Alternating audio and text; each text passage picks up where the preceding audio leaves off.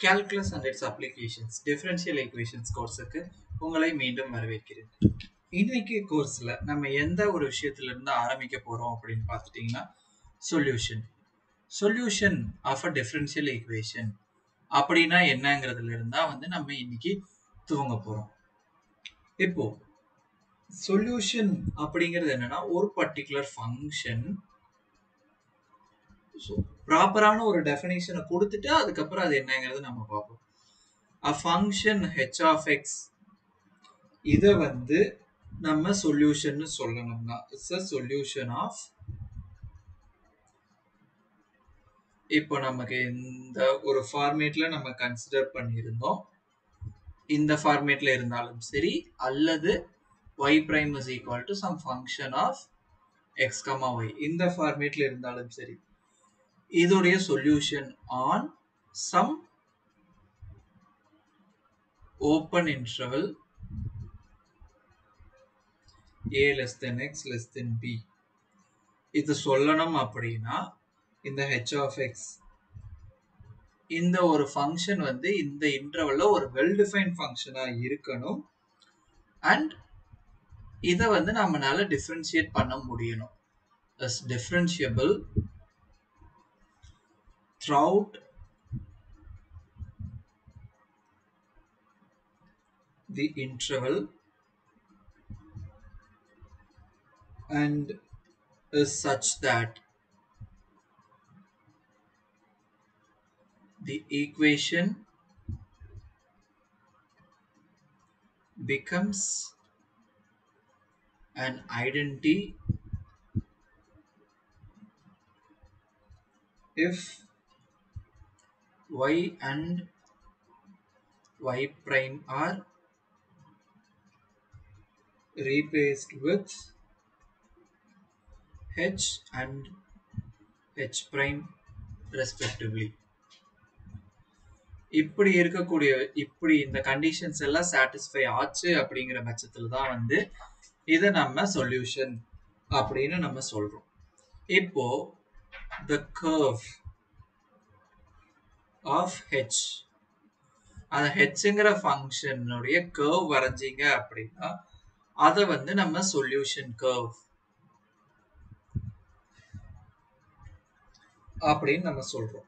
இந்த இடத்துல open interval அப்படின்னு நம்ம எதை மீன் பண்ணிருக்கோம் அப்படிங்கிறது உங்களுக்கு தெரியும். இதை மைனஸ் இன்ஃபினிட்டி இந்த பக்கம் மைனஸ் இன்ஃபினிட்டி வரைக்கும் இந்த பக்கம் இன்ஃபினிட்டிக்கு வரைக்கும் வேண்டுமானாலும் நம்ம எக்ஸ்டெண்ட் பண்ணிக்க முடியும். சரிங்களா? இப்போ ஒரு எக்ஸாம்பிள் பார்ப்போம். அந்த எக்ஸாம்பிள் மூலமா இப்ப நம்ம பேசின விஷயங்கள் எல்லாமே நம்ம பார்ப்போம். முதல் ப்ராப்ளம் என்ன அப்படின்னா verify y is equal to c upon x. இந்த இடத்துல c அப்படின்னு நம்ம சொல்லியிருக்க விஷயம் என்னன்னா அது எந்த ஒரு ஆர்பிட்ரரி கான்ஸ்டன்டா வேணாலும் இருக்கலாம். சரிங்களா? Verify this is a solution of the ODE x y prime equals minus y for all x not equal 0. சரிங்களா? இப்போ இந்த கொடுத்திருக்கக்கூடிய ஃபங்க்ஷன்ல இருந்து நம்ம y prime என்ன அப்படின்னு கண்டுபிடிக்கணும். y prime என்னன்னு பார்த்துட்டீங்கன்னா ஸோ ஆரம்பிக்கிறது நம்ம given y is equal to c upon x அப்போ y prime என்னவா இருக்கும் அப்படின்னு பார்த்துட்டீங்கன்னா c constant so minus 1 upon x square அதாவது minus c upon x square இருக்கும். சரிங்களா? இப்போ x y prime என்னன்னு பார்த்துட்டீங்கன்னா x minus c upon x square அப்போ minus c upon x. இப்போ இந்த c upon x இதை 1ன்னு எடுத்தீங்க அப்படின்னா இது minus times of y ன்னு எழுதலாம். இது எதுல இருந்து from equation 1. Therefore y is equal to c upon x is a solution of x y prime is equal to minus y. சரிங்களா? இப்போ அடுத்து ஒரு சில எக்ஸாம்பிள் நம்ம பார்ப்போம். இப்போ நமக்கு கொடுத்திருக்கக்கூடிய ஃபங்க்ஷன் என்னன்னு பார்த்துட்டீங்கன்னா y prime is equal to cos x. இப்போ இதை வந்து நம்ம சால்வ் பண்ணணும். இப்போ இதை நம்ம சால்வ் பண்ணணும் அப்படின்னா இந்த இடத்துல yx தான் கொடுத்துருக்காங்க. சிம்பிளா கொஸ்டின் மாதிரி எழுதணும் அப்படின்னா solve y prime is equal to cos x. சரிங்களா? இப்போ சொல்யூஷனை ஸ்டார்ட் பண்ணுவோம். given y prime, இந்த y primeங்கிறது என்னது? dy upon dx equals cos x. இப்போ இதிலிருந்து எனக்கு y என்னன்னு வேணும். அப்போ இது integral dy upon dx with respect to dx integral cos x dx. இது நான் பண்ணேன் அப்படின்னா எனக்கு y is equal to sin x plus some constant c அப்படிங்கிற ஒரு விஷயம் வருது. அப்ப இந்த c அப்படிங்கிறது இங்க என்ன வேலை செய்ய போகுது? இப்போ அதை வந்து உங்களுக்கு நான் கிராஃபிக்கலா நான் உங்களுக்கு காட்டுறேன். சரிங்களா? இங்க பாத்துட்டீங்கன்னா sin x நம்ம அழகா பிளாட் பண்றோம். ஆனா நமக்கு என்ன கிடைச்சது சொல்யூஷனா? sin கூட ஒரு கான்ஸ்டன்ட் c இருந்துச்சு. இப்போ அந்த கான்ஸ்டன்ட் நான் 1ன்னு இது பண்ணனா எனக்கு என்ன வருதுன்னு பாருங்க. இதே -1ன்னு கொடுத்தா என்ன வருது? இப்போ half கொடுக்குறேன். அதை பிளஸ்லயும் நான் கொடுக்கலாம். சரிங்களா? +2 +10 10ங்கிறது இங்க நமக்கு கண்ணுக்கு தெரியாத கொஞ்சம் பெரிய வேல்யூவா இருக்கு. -4 f +5. இப்போ அந்த cக்கு நான் விதவிதமான வேல்யூ கொடுக்க வெவ்வேறு வேல்யூ கொடுக்க எனக்கு என்ன நடக்குது? எனக்கு நிறைய விஷயம் கிடைக்குது. அப்போ அந்த இடத்துல நான் c என்னன்னு சொல்லாம cங்கிறது ஒரு கான்ஸ்டன்ட் அப்படின்னு மட்டும் சொன்னது மூலமா எனக்கு நிறைய விஷயங்கள் கிடைக்குது. இத நம்ம என்ன சொல்லுவோம் அப்படின்னா family of solutions அப்படின்னு நம்ம சொல்லுவோம். சரிங்களா? for each value of c we get different values for y. These are called family of solutions. சரிங்களா? அப்போ அந்த ஒரு விஷயம், அந்த cங்கிற விஷயம் என்ன அப்படிங்கிறது தெரியற பட்சத்துல தான் தெளிவா இதுதான் என்னுடைய சொல்யூஷன் அப்படின்னு நம்மளால சொல்ல முடியும். அது தெரிஞ்சுக்கணும் அப்படின்னா நம்ம என்ன பண்ணணும்? அது எல்லாமே பின்னாடி வர ஒவ்வொரு விஷயங்கள்ல நம்ம பார்ப்போம். இப்போ அடுத்து ஒரு ப்ராப்ளம்க்கு போகும். இப்போ verify y is equal to c e power 0.2t is the solution of dy upon dt is equal to 0.2y.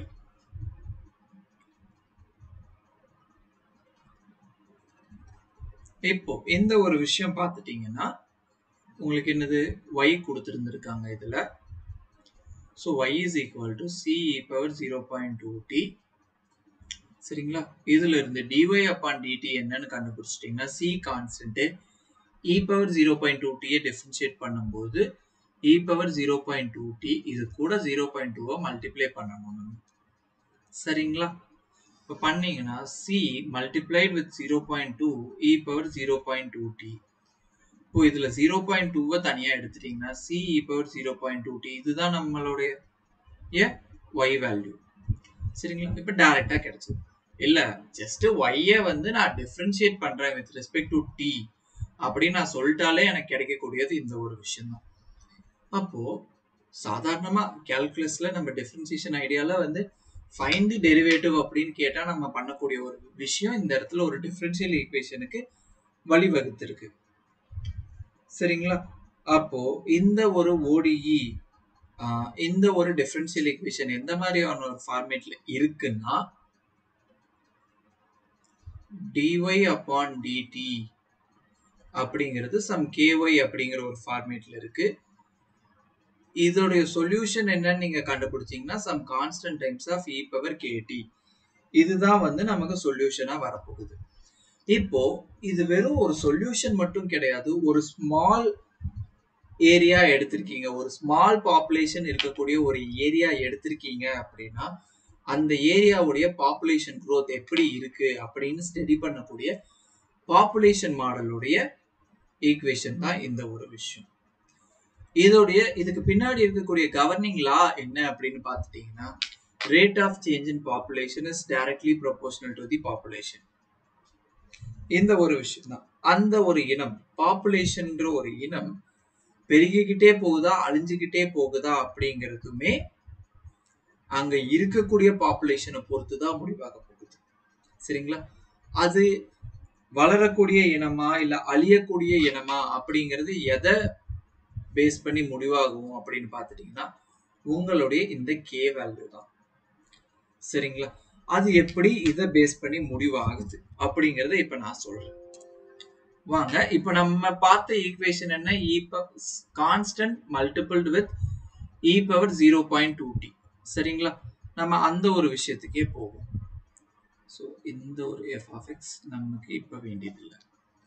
e power 0.2x tன்னு இருந்ததை நான் இப்ப xன்னு எடுத்துக்கிறேன். இப்போ இது கூட நான் ஒரு 2ங்கிற கான்ஸ்டன்ட்டை மல்டிப்ளை பண்ணா எனக்கு என்ன வருதுன்னு பாருங்க. 3ங்கிற கான்ஸ்டன்ட்டை மல்டிப்ளை பண்ணா என்ன வருது? 4ங்கிற கான்ஸ்டன்ட், 5ங்கிற கான்ஸ்டன்ட், 10ங்கிற கான்ஸ்டன்ட். இப்போ 100ங்கிற ஒரு கான்ஸ்டன்ட்டை மல்டிப்ளை பண்ணியிருக்கேன். இதோடைய ஈக்குவேஷன் எப்படி எங்க இருக்கு? இங்க உங்களால தெளிவா பார்க்க முடியுது. சரிங்களா? இப்போ இந்த விஷயங்கள் எல்லாமே நான் ஆஃப் பண்ணிட்டு அது இதே விஷயத்த மைனஸ்ல இருந்துருச்சு அப்படின்னா, இப்போ மைனஸ் 0.2ல இருந்துச்சு அப்படின்னா எனக்கு இங்க என்ன நடக்குதுன்னு பாருங்க. நல்லா இருந்த ஒரு பாப்புலேஷன் அப்படியே கொஞ்சம் கொஞ்சமா கம்மியாயிக்கிட்டே வருது. சரிங்களா? இப்போ 2 டைம்ஸ் ஆஃப் டி. இன்னும் என்ன ஆகுது? இதாகுது. 3 times of t, 5 times of t, 6 times of t, 10 times of t. கம்மியாகிக்கிட்டே வருது. முதல்ல நம்ம பார்த்தது வந்து எக்ஸ்போனென்ஷியல் growth அப்படின்னு சொல்லுவோம். இப்போ நம்ம பார்த்தது வந்து எக்ஸ்போனென்ஷியல் decay அப்படின்னு நம்ம சொல்லுவோம். Next we are going to talk about the concept of solution. Solutionsல general solution, particular solution அப்படின்னு ரெண்டு விஷயம் இருக்குங்க.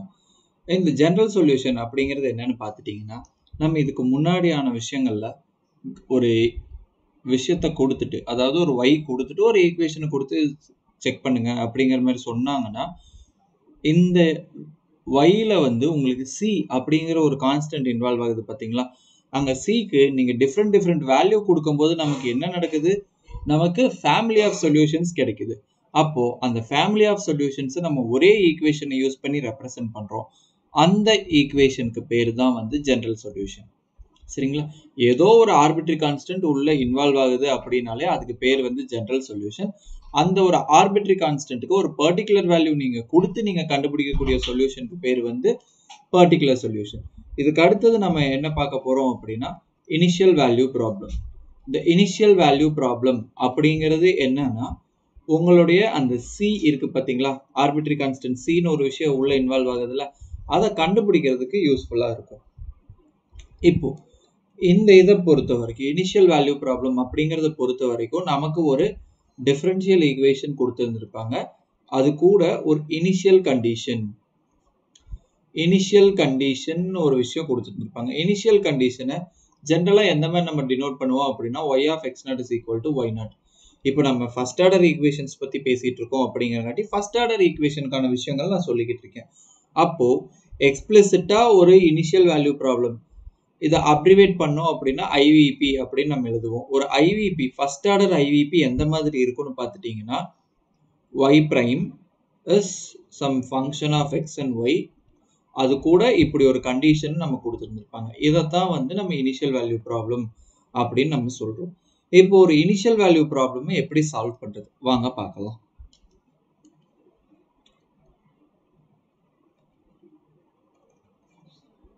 Given problem is y prime is 3y, initial condition is 5.7. இப்போ இந்த இதை நம்ம சால்வ் பண்ணணும் அப்படின்னு நினைச்சோம்னா நம்ம என்ன பண்ணுவோம்? இப்போ வரைக்கும் நம்ம சொல்யூஷன் எப்படி சால்வ் பண்ணணும் அப்படிங்கிறது நம்ம பார்க்க கிடையாது. ஜஸ்ட் வெரிஃபிகேஷன் மட்டும்தான் பண்ணிட்டு இருந்திருக்கோம். இப்போ இது மாதிரி ஏதாவது ஒரு ப்ராப்ளம் நம்ம ஆல்ரெடி பார்த்துருக்கோமா அப்படின்னு பார்த்துட்டீங்கன்னா இங்க 0.2yக்கு பதிலா இப்ப நமக்கு 3yன்னு இருக்கு. அப்ப நம்மளோட சொல்யூஷன் என்னவா இருக்க போகுது? y is equal to c e power 3x. இங்க tன்னு இருக்கிறத இந்த இடத்துல நமக்கு xன்னு எடுத்துக்கிட்டோம் அப்படின்னா கிடைக்க போகுது. சரிங்களா? So it is easy to verify that y is equal to c e power 3x is a solution of y prime is equal to 3y. சரிங்களா? இப்போ ஒரு இனிஷியல் கண்டிஷன் கொடுத்திருந்திருக்காங்க. அது என்னது? y of 0 is equal to 5.7. உங்களோட x value 0வா இருக்கும்போது உங்க y value 5.7.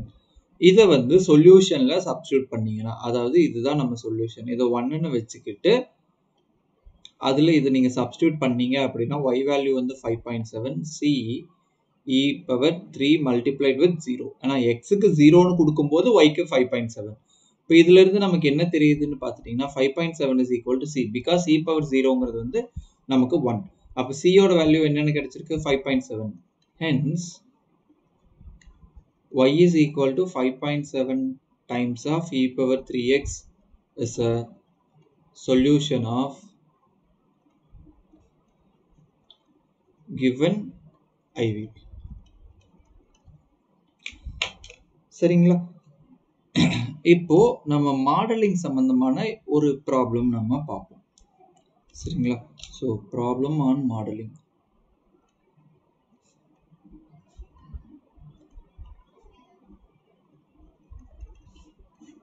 இதுல நமக்கு எந்த விஷயத்தை பத்தி இப்ப நம்ம பேச போறோம் அப்படின்னா radio activity. So radio activity அப்படிங்கிற ஒரு விஷயம் என்ன அப்படிங்கிறது நீங்க ஓரளவுக்கு படிச்சிருப்பீங்க அப்படிங்கறத நான் நம்புறேன். இங்க நம்ம கொடுத்திருக்கக்கூடிய இது என்னன்னா given an amount of a radioactive substance, say 0.5 gram, find the amount present at any later time.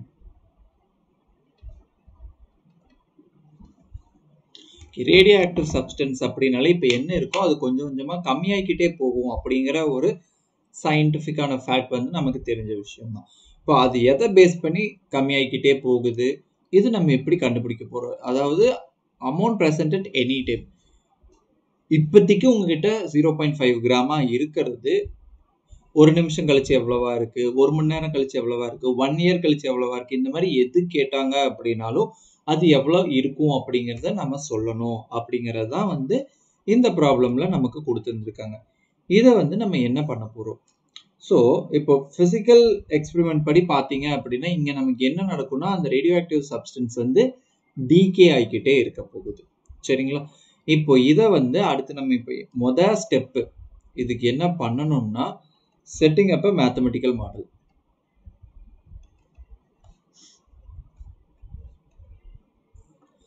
இதுக்கான மேத்தமெட்டிக்கல் மாடலை வந்து செட் பண்ணணும். ஓகே, இந்த மேத்தமெட்டிக்கல் மாடலை செட் பண்ணணும் அப்படின்னா நமக்கு என்ன தேவை? இதுக்கு பின்னாடி இருக்கக்கூடிய லா என்ன அப்படின்னு தெரியணும். சரிங்களா?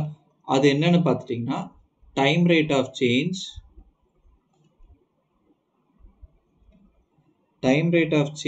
y prime of t வந்து dy upon dt. இதுதான் வந்து நம்மளுடைய time rate of change is proportional to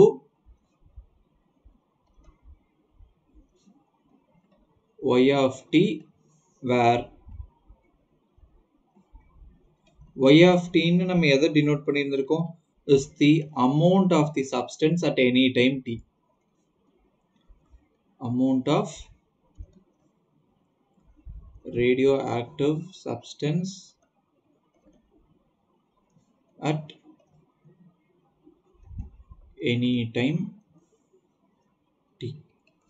அப்போ இது ப்ரொபோஷனல் அப்படின்னு சொல்லிட்டோம் அப்படின்னாலே நமக்கு இதோட மீனிங் என்னன்னு பார்த்துட்டீங்கன்னா dy upon dt is proportional to y. இதைத்தான் வந்து சொல்லியிருந்திருக்காங்க. ஸோ இந்த ப்ரொபோஷனாலிட்டியை வந்து ஈக்குவாலிட்டியா நம்ம மாத்துறோம் அப்படின்னா வந்து நமக்கு ஏதோ ஒரு ப்ரொபோஷனாலிட்டி கான்ஸ்டன்ட் ஆட் பண்ண போறோம். இங்க நமக்கு என்ன நடக்குது? டிகே நடக்குது. அப்ப டிகே அப்படின்னாலே வந்து அது என்னது? மைனஸ் ஒரு நெகட்டிவ் கான்ஸ்டன்ட் தான் நம்ம இது பண்ண போறோம். So dy upon dt is equal to minus k times of y. சரிங்களா? இப்போ மாடல் வந்து நம்ம செட் பண்ணிட்டோம். இப்போ மாடல் செட் பண்ணிட்டோம் அப்படின்னா இதோட மாடல் மொத்தமா முடிஞ்சுதா? கிடையாது. ஏன் அப்படின்னா இங்க இனிஷியலா வந்து 0.5 கிராம்ஸ் இருக்கு அப்படிங்கறத சொல்லியிருந்திருக்காங்க. அப்ப அதை யூஸ் பண்ணுமா? இப்போ நம்ம ஆரம்பிக்கிறதுல இருந்து தான் நம்ம கால்குலேட் பண்ண போறோம் அப்படின்னா இந்த மொமெண்ட் இதைத்தான் வந்து நம்ம இனிஷியல் டைம் எடுக்க போறோம். ஸோ இனிஷியல் டைம் அப்படிங்கிறது வந்து நம்ம t is equal to 0 அப்படிங்கிற மாதிரி சொல்லிக்கலாம். சரிங்களா? given when t is equal to 0 என்னோட y of t என்னவா இருக்குன்னு பார்த்துட்டீங்கன்னா 0.5. அப்போ நம்மளுடைய மேத்தமெட்டிக்கல் மாடல் என்னன்னு பார்த்துட்டீங்கன்னா dy upon dt is minus ky, y of 0 is equal to 0.5. இதுதான் வந்து நம்மளுடைய மேத்தமெட்டிக்கல் மாடல். சரிங்களா? இப்போ இந்த மாடலுக்கு வந்து நம்ம அடுத்த சொல்யூஷன் கண்டுபிடிக்கணும். obtaining mathematical solution. இப்போ மேத்தமெட்டிக்கல் சொல்யூஷன் பொறுத்த வரைக்கும் அந்த ஈக்குவேஷன் எதை ரெப்ரசன்ட் பண்ணுது அப்படிங்கிறது எதுவுமே இப்போதைக்கு நமக்கு தேவை கிடையாது. ஜஸ்ட் இந்த ஈக்குவேஷனை பாக்குறீங்க. நமக்கு என்ன equation கொடுத்திருந்திருக்காங்க? we have dy upon dt is minus ky and y of 0 is equal to 0.5. இதுதான் நமக்கு கொடுத்துருக்கக்கூடிய ஈக்குவேஷன். இதை நம்ம சால்வ் பண்ணோம் அப்படின்னா என்ன வரும் அப்படிங்கிற ஐடியா எல்லாமே நம்ம பார்த்துட்டோம். this gives you that y is equal to some constant times of e power minus kt. இதுதான் வந்து நம்மளுடைய சொல்யூஷனா வரப்போகுது. அப்புறம் இதுல இந்த cங்கிற கான்ஸ்டன்ட்டை கண்டுபிடிக்கிறதுக்கு நம்ம என்ன பண்ற மாதிரி இருக்கும்? இனிஷியல் கண்டிஷனை யூஸ் பண்ணணும். ஸோ யூசிங் இனிஷியல் கண்டிஷன்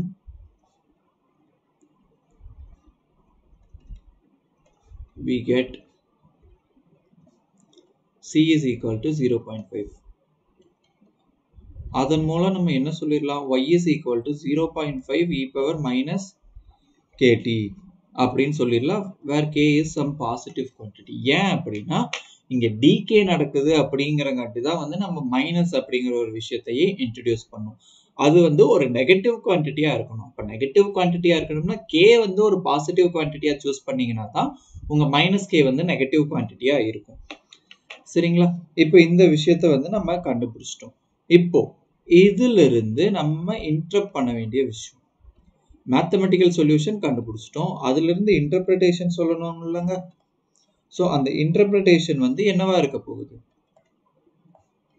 நம்மளோட ரேடியோ ஆக்டிவ் சப்ஸ்டன்ஸ் வந்து எந்த அளவுக்கு இருக்கு அப்படிங்கிற விஷயத்த தான் நம்ம சொல்லணும். சரிங்களா? இப்போ உங்களுடைய டைம் அதிகமாக அதிகமாக, அதாவது as your time approaches infinity, உங்களுக்கு இந்த குவான்டிட்டி என்ன ஆயிடும்? இந்த e power minus kt அப்படிங்கும்போது இந்த குவான்டிட்டி 0 நோக்கி போயிடும். அதனால உங்களோட y approaches 0. ஸோ ஒரு லார்ஜர் டைம் பார்க்கும்போது அந்த ரேடியோ ஆக்டிவ் சப்ஸ்டன்ஸ் வந்து சுத்தமாவே இல்லாம போயிடும் அப்படிங்கிறது வந்து நமக்கு தெளிவா இதுல இருந்து தெரிகிறது. சரிங்களா?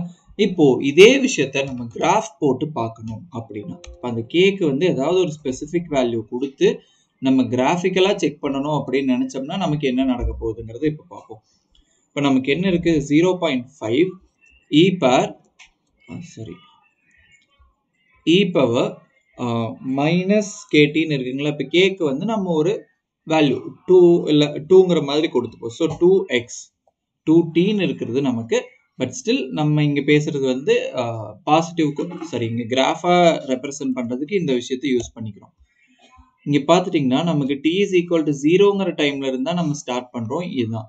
இப்போ இனிஷியலா என்னவா இருந்திருக்கு? 0.5 இருந்திருக்கு. போக போக கம்மியாகிக்கிட்டே வந்து ஒரு ஸ்டேஜுக்கு அப்புறம் இந்த ஒரு ரேடியோ ஆக்டிவ் சப்ஸ்டன்ஸ் என்ன நடந்துட்டு இருக்கு? 0வை நோக்கி சுத்தமா இல்லாத அளவுக்கு போய்கிட்டே இருக்கு. சரிங்களா? தேங்க்யூ.